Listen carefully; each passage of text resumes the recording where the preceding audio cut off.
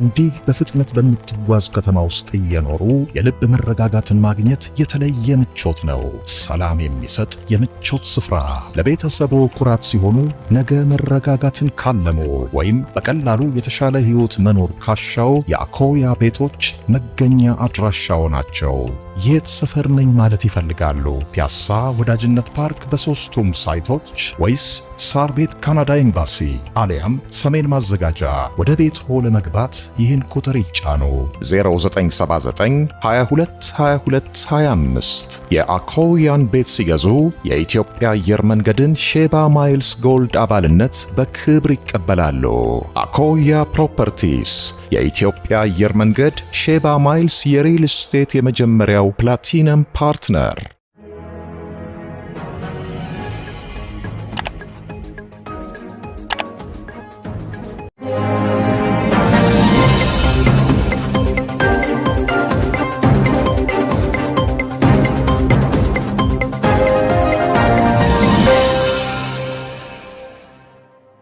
ጤና ይስጥልኝ ክቡራትና ክቡራን የዩቲዩብ ቻናል ቤተሰቦች፣ የሰዓቱን አጭር መረጃ ይዤ ቀርብ ያለው እስከ ፍጻሜው አብራችሁኝ ቆዩ።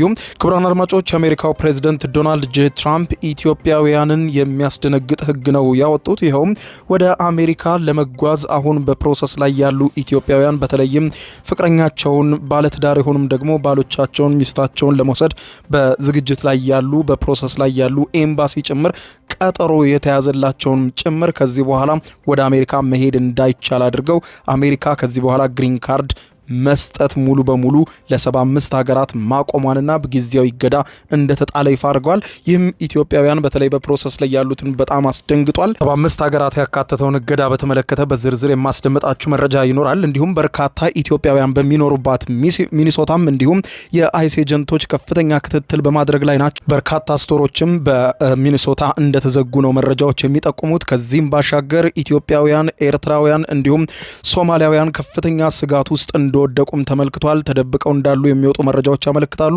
በዚህም ጉዳይ ቢቢሲ የሰራውን ሰፊ ዘገባ አስደምጣችኋለሁ። እንዲሁም በቀጥታ በዚያው በሚኒሶታ ነዋሪነታቸውን ያደረጉና ስለ ጉዳዩ ዝርዝር የሚናገሩ ኢትዮጵያዊስ ምን አሉ፣ እንዲሁም ደግሞ ለኢትዮጵያውያን በዚያው ኑሯቸውን ያደረጉ ምን ተመከሩ የሚለውን ጉዳይም በተመለከተ እንዲሁም በአይስ ኤጀንቶች ከተያዙ ምን ማድረግ እንዳለባቸው የሚጠቁም መረጃዎችንም በስፋት የማስደምጣችሁ ነው የሚሆነው። መደመጥ ያለበት ነው። አብረን ዝርዝሩ እንከታተለው። በቅድሚያ አሜሪካ ኢትዮጵያን ጨምሮ ለ75 ሀገራት ዜጎች የስደተኞችን ቪዛ መስጠት ሙሉ በሙሉ አቆመች። የአሜሪካ ፕሬዝዳንት ዶናልድ ጄ ትራምፕ አስተዳደር ኢትዮጵያና ኤርትራን ጨምሮ ከ75 ሀገራት ለሚበልጡ ሰዎች የስደተኝነት ቪዛ የሚሰጥበትን ሂደት ሙሉ በሙሉ አግደዋል። ስደተኞች ወደ አሜሪካ የሚገቡባቸውን ህጋዊ መንገዶች ይበልጥ እያጠበቀ ያለው የፕሬዝዳንት ዶናልድ ጄ ትራምፕ አስተዳደር ይህ ውሳኔ ከሚቀጥለው ሳምንት ረቡዕ ጥር 13 ቀን 2018 ዓ.ም ጀምሮ ተግባራዊ መሆን እንደሚጀምር ይፋ አድርጓል። የሀገሪቱ የውጭ ጉዳይ መስሪያ ቤት ትናንትና ረቡዕ ጥር 6 ቀን ምሽቱን ባወጣው መግለጫው ውሳኔው የተላለፈው በመንግስት ድጋፍ የሚኖሩ ስደተኞችን ቁጥር ለመቀነስ እንደሆነ ይፋ አድርጓል። በዚህ ውሳኔ መንግስት የሚሰጠውን ድጋፍና ጥቅማጥቅም በመጠቀም ከአሜሪካ ህዝብ ብዛት የሚቀንሱ ሰዎች ስርዓቱ ላይ የሚፈጽሙትን ብዝበዛ ማስቆም እንደተፈለገ ነው መስሪያ ቤቱ የሚናገረው። ከሚቀጥለው ሳምንት ጀምሮ ተፈጻሚ የሚሆነው ውሳኔ 75 ሀገራት እንደሚመለከት ተገልጿል። የዜና ወኪሉ አሶሺየትድ ፕሬስ ያወጣው ሀገራት ዝርዝር እንደሚያሳየው ከሆነ ኢትዮጵያ ከነዚህ ሀገራት ውስጥ አንዷ ነች። ከኢትዮጵያ ጎረቤት ሀገራት መካከል ኤርትራ፣ ሶማሊያ፣ ሱዳን፣ ደቡብ ሱዳን እገዳ ከተጣለባቸው ሀገራት መካከል ዋናዎቹ ናቸው። ዩጋንዳ፣ ሩዋንዳ፣ ታንዛኒያ፣ ሪፐብሊክ ኦፍ ኮንጎ ውሳኔው የሚመለከታቸው የምስራቅ አፍሪካ ሀገራት ናቸው። ሩሲያ፣ ኢራን፣ ግብጽ፣ ሊቢያ፣ የመን እና ሶሪያ ከ75 ሀገራት መካከል ተጠቅሰዋል። በአዲሱ ውሳኔ መሰረት ከነዚህ ሀገራት የሚመጡ ሰዎች የሚያቀርቡት የስደተኝነት ቪዛ ተቀባይነት አይኖረውም። ይህ እገዳ የተላለፈበትን ሁኔታ አስመልክቶ በተለይም ለምን ያህል ጊዜ እንደሚቆይ ግን አልተገለጸም። የውጭ ጉዳይ መስሪያ ቤቱ የቆንጽላ መኮንኖች ከነዚህ ሀገራት ለሚመጡ ሰዎች የሚካሄዱ የስደተኞች ቪዛ ማመልከቻ ሂደቶችን ሙሉ በሙሉ እንዲያቋርጡ ትዕዛዝ መሰጠቱን አሶሺየትድ ፕሬስ ዘግቧል። ይህ እገዳ እንደ ጊዜያዊ ጎብኚዎች ወይም ለንግድ ስራ የሚጓዙ ሰዎች ያሉ ስደተኛ ያልሆኑ ቪዛ ጥያቄዎች ላይ ተፈጻሚ እንደማይሆን ተገልጿል።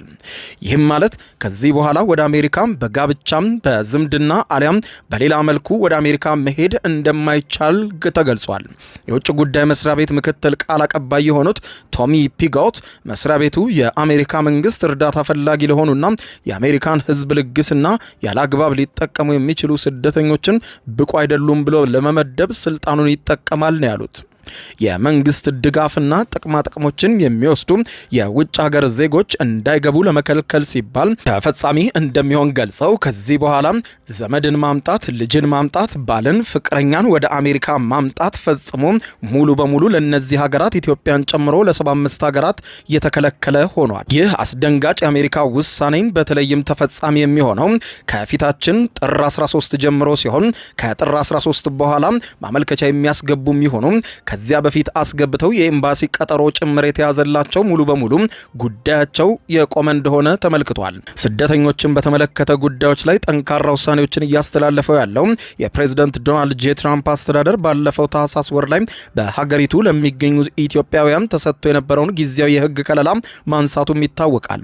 የጥገኝነት መብት የሌላቸው ኢትዮጵያውያን ከአሜሪካ እንዳይባረሩ እንዲሁም የመስራት ፈቃድ እንዲያገኙ አስችሎ የነበረው ይህ አሰራር የተዘረጋው ከ3 ዓመታት በፊት በ2015 ዓመተ ምህረት ነበረ። የዚህ ህጋዊ ከለላ የቆይታ ጊዜ እንዲያበቃ መደረጉን ተከትሎ የዚህ ስርዓት ተጠቃሚ የነበሩ ኢትዮጵያውያን በ60 ቀናት ውስጥ ሀገሪቱን ለቀው እንዲወጡ ታዘዋል። በተጨማሪም ፕሬዝዳንት ዶናልድ ጄ ትራምፕ ለብሔራዊ ደህንነት ስጋት ናቸው ተብለው በተፈረጁ እንደ ሩሲያ፣ ኢራን፣ አፍጋኒስታን እንዲሁም በርካታ የአፍሪካ ሀገራት ስደተኞችም ላይ የተለያዩ ገደቦችን ሲጥሉ ቆይተዋል። ህዳር ላይ አንድ አፍጋኒስታናዊ ስደተኛ ሁለት አሜሪካ ብሔራዊ ዘብ ወታደሮች ላይ የፈጸመውን ጥቃት ተከትሎ ኤርትራውያንን ጨምሮ 19 ሀገራት ዜጎች ወደ ሀገሪቱ እንዳይገቡም ተከልክለዋል። በታህሳስ ላይ ተጨማሪ 5 ሀገራትና በፊሊስጤም አስተዳደር የተሰጡ የጉዞ ሰነዶችን የሚጠቀሙ ሰዎችም ክልከላ ውስጥ እንደተካተቱ ተመልክቷል። ይህ በዚህ እንዳለ የፕሬዝዳንት ዶናልድ ጄ ትራምፕ አስተዳደር ለሶማሊያውያን ጊዜያዊ ህጋዊ ጥበቃ ፈጽሞ እንደማይሰጥ አስታውቋል። በሶማሊያ ያለው ሁኔታ ስለተሻሻለ ከዚህ በኋላ ሶማሊያውያን ሀገራችን ውስጥ የሚቆዩበት ምንም ምክንያት የለም ያሉት የአሜሪካው ባለስልጣን በፍጥነት ወደ ሀገራቸው እንዲመለሱ ብለዋል። በእንግሊዝኛው ቲፒኤስ እየተባለ የሚጠራው ማዕቀፍ አሜሪካውያን ባለስልጣናት ደህንነታቸው የተጠበቁ አይደሉም ወደ ተባሉ ሀገራት ስደተኞች እንዳይመለሱ የሚጠብቃቸው ህግ ነበር። ይህንን ህግ በሶማሊያ ላይ ከዚህ በኋላ ተፈጻሚ እንዳይሆን እግዱ ከተነሳ በኋላ በርካታ ኢትዮጵያውያን በሚኖሩበት ሶማሊያ የአይስ ኤጀንቶች ከፍተኛ ክትትል በማድረግ ላይ ይገኛሉ። በተለይም ኢትዮጵያውያን ከፍተኛ ስጋት ውስጥ መሆናቸውን በተጠቆመበት በሚኒሶታ ግዛት እጅግ በርካቶች እንግልት እየደረሰባቸው እንደሆነ ተመልክቷል። የፌዴራሉ የኢሚግሬሽን ኃይሎች ከፍተኛ ክትትል እያደረጉባት ባለችውና በርካታ ኢትዮጵያውያን በሚኖሩባት የሚኒሶታ ግዛት በአስቸጋሪ ሁኔታ ያሉ ኢትዮጵያውያንን በተመለከተ ቢቢሲ ተከታዩን ዘገባ አሰራጭቷል። ከቢቢሲ እናድምጠው። በርካታ ኢትዮጵያን በሚኖሩባት የሚኒሶታ ግዛት ትራምፕ ያሰማሯቸው የአይስ ወታደሮች ሰነድ አልባ ናቸው ያሏቸውን ስደተኞች በማደል ላይ ናቸው። ይህን ተግባር የተቃወሙ ነዋሪዎችም ከአይስ አባላት ጋር ተፋጠዋል። ይህንን ተከትሎ መደብሮችና ትምህርት ቤቶች ዛሬ ተዘግተው መዋላቸውን ሰምተናል። ለመሆኑ ሰነድ አልባ ኢትዮጵያውያን ይህ እርምጃ ምን ያህል ተጽዕኖ አሳድሮባቸዋል? ይህንን እንዲነግሩን እዚያው ወደሚኖሩት አቶ ተፈሪ ጣፋ ጋር ደውለን ነበር። አቶ ተፈሪ በኖርዝ ዌስተርን ዩኒቨርሲቲ መምህርና በሴንት ፖል የሰብአዊ መብትና የእኩልነት ተጠቃሚነት ቢሮ ኮሚሽነር ናቸው።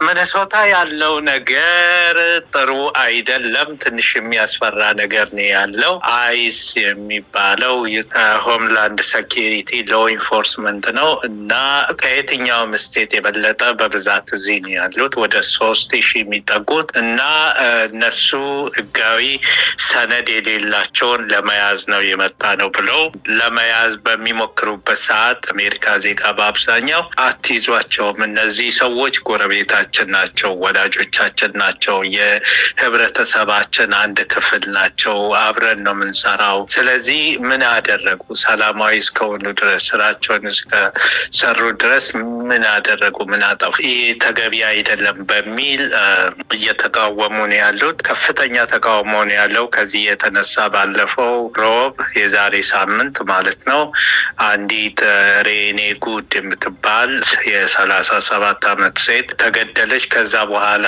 ተቃውሞው ተባብሶ ነው የቀጠለው እና አሁን ብዙ ቦታ ብዙ ነገር ተዘግቷል። መደብሮች እንደ ታርጌት፣ እንደ ዎልማርት፣ እንደ አማዞን የመሳሰሉት ተዘግተዋል። ትምህርት ቤቶች ተዘግተዋል። ብዙ ነገሮች ተዘግተዋል።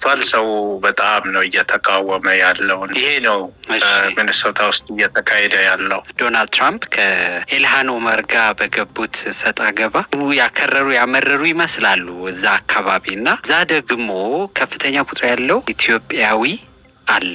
ሰነድ አልባ ትውልደ ኢትዮጵያውያን እያዩ ያለው ችግር ምንድን ነው የሚመስለው? ይሄ ማጭበርበሩ ምናምን ሳይሆን ብሉ ስቴት ይባላሉ እነዚህ ስቴቶች። ሁሌ ዲሞክራቶችን የሚመርጡ ካሊፎርኒያ፣ ሚኒሶታ፣ ሺካጎ፣ ኒውዮርክ፣ እንደገና ማሳቹሴት፣ ቦስተን እነኚህ በቃ ግራንትድ ናቸው። ሁሌም ቢሆን ዲሞክራቶች ናቸው እዚህ የሚያሸንፉት እና በምርጫውም ትራምፕ እዚህ ተሸንፏል። እነዚህ ስቴቶች ላይ ተሸንፏል። እነኚህን ስቴቶች ለመቅጣት ነው አሁን የኢሚግሬሽን ኬዝ መጣ እንጂ የሂውማን ራይት ኮሚሽነርም ነኝ። ሴንት ፖል ከከተማችን ከ2 ቢሊዮን በላይ ግራንት ነው የተቋረጠው፣ እርዳታ ማለት ነው። ይህ ከፌዴራል መንግስት የሚመጣ ህዝቡ የመጨረሻ እየተቸገረ ነው ያለው። አንዶክመንትድ ኢሚግረንት የሚባሉ ሲጀመር ከቤት አይወጡም፣ ተደብቀዋል። ሁለተኛ ሌላ ስቴትም ሊሄዱ ይችላሉ። አሁን ከጎናችን ያለችው ስቴት ዊስኮንሰን ከሴንት ፖል 20 ኪሎ ሜትር ናት እና ወደዛ መሻገር ይችላሉ። እዛ ምንም የሚይዙት ነገር የለም። ሁለተኛ እዚህም ቤት መዋል ይችላሉ። ህዝቡ ግን ነዋሪው ህዝብ የመጨረሻ እየተቸገረ ነው ያለው። ኢስት አፍሪካ የመጣም ኢትዮጵያውያን፣ ሶማሌዎች፣ እንደ ኬንያውያን፣ ኤሪትሪያውያን በጣም እየተቸገሩ ነው ያለው። ሁላችንም እየተቸገርን ያለ ነው። እኔ ዩኒቨርሲቲ ነው የማስተምረው። ተማሪዎቼ የሜክሲኮ ወይንም የላቲን ዝርያ ያላቸው ተማሪዎች እንዳለ ቀርተዋል። ምክንያቱም በቃ እነሱን ካዩ ስለሚፈልጉ አሁን በፍርሃት ቀርተዋል። ወደ ክፍል የመጡ አይደለም። ሶማሌ ተማሪዎቼ ቀርተዋል። አንዳንድ ኢትዮጵያውያን ተማሪዎችም ቀርተዋል። እና ይሄ ሁሉ የሚያሳየን ምንድን ነው? ራሱ ህዝቡ ራሱ ነዋሪው ዜጋው በጣም ሰፈር እያደረገ ነው ያለው። ሰነድ አልባ የሚባሉት ምን የሌላቸው ናቸው? ምንድን ነው የጎደላቸው? ጆ ባይደን በነበረ ጊዜ በሜክሲኮ አድርገው የገቡ ነው እና ህጋዊ አይደሉም። በህጉ መሰረት አልገቡም። ዝም ብለው ጆ ባይደን ድንበር ስለከፈተላቸው ዘው ብለው ገቡ ነው። አሁን ባለው አርጊውመንት በአውሮፕላን ስላልመጣ ህገወጥና ልትባል ትችላለህ። አንዱ ያ ነው። ሁለተኛ ለምሳሌ ኢቭን በአውሮፕላን መጥቶ ከዛ በኋላ በቪዛ ማለት ቪዛቸው አልቆ እዚህ የቆዩ ሊሆኑ ይችላሉ። እነዚህን ያካትታል። ሆኖም እነዚህ ሰዎች አሁን አንዳንዶቹ እኮ 10 ዓመት ሁሉ የኖሩ አሉ እና ግሪን ካርድ የሌላቸው ግን ቀረጥ ታክስ የሚከፍሉ ስራ የሚሰሩ እና እነዚህን ያካትታል። ያም ሆነ ይህ በአብዛኛው በዚህ አድሚኒስትሬሽን አርጊመንት መሰረት በሜክሲኮ ድንበር አቋርጦ የገቡትን ነው ሰነድ አልባ የሚላቸው። በዚህ ሰዓት አሁን ባለው ሁኔታ ግምት ውስጥ አስገብተው 1-2-3 አጫጭር እንደው ለኢትዮጵያን ኮሚኒቲ ምን ማድረግ አለበት? ኢትዮጵያን ኮሚኒቲ ማድረግ ያለበት አንደኛ እንደዚህ አይነት ጥርጣሬ ካላቸው ከቤት አለመውጣት ነው። እኛም እኔ ስቶር አለኝ፣ ስቶሬን ዘግቻለሁ። ታርጌት ጎኔ ስላለ እዛ መጥተው ሰዎችን ሲይዙ ምናልባት የሚመጣም ሰው የለም። በዚህ ሰበብ እንኳን ሰው ቢመጣ እና ቢያዝ ችግር ስለሆነ ብዬ ዘግቻለሁኝ እና ከቤት አለመውጣት። ሁለተኛ ፍራቻ ካለ እነዚህ ጉግል አድርገው ይረዷቸዋል። እነሱ ማናገር አንደኛ ኢሚግሬሽን ዲፌንስ ኔትወርክ ይባላል። ኮፓል የሚባል COPAL ይህንንም ጉግል አድርገው ስልካቸው አለ። እነሱንም እንደገና ብላክ አሊያንስ ፎር ጀስት ኢሚግሬሽን የሚል አለ። እሱንም ማናገር ይችላሉ። እንደገና ሴንት ፖል ኮሚኒቲ አክሽን ኔትወርክ / ኢንዲጂነስ ሩትስ የሚል ድርጅት አለ። እነኚህ ኢሚግራንትን የሚረዱ ናቸው። እንደዚህ አይነት ችግሮች ካሉ ለነዚህ ደውለው እንዲህ ልጅ የሚሆን ወንድም የሚሆን የማውቀው ሰው ተይዞብኛል ብለው ካናገሩ ሄደው ሊያጣሩ ይችላሉ። እንደገና ሎየር ሊያቋቁሙላቸው ይችላሉ። በተለያየ መንገድ ሊረዷቸው ይችላሉ። ስለዚህ ያን ማድረግ ይችላሉ። ከሁሉ በላይ ግን ዋናው ነገር ጥንቃቄ ነው። ጥንቃቄው ዛሬ ጠዋት የፍርድ ቤት ይቀርባሉ። ሚኒሶታ ፌዴራል መንግስትን ስለከሰሰች ዛሬ ብሎክ ይደረጋል ተብሎ ይጠበቃል። ምክንያቱም ፍርድ ቤት አቁሙ ይላቸዋል ተብሎ ይጠበቃል። ያ ከሆነ መውጣት ይቻላል፣ መስራት ይቻላል። ያ ካልሆነ ግን ቤት መቆየት ነው የሚሻለው።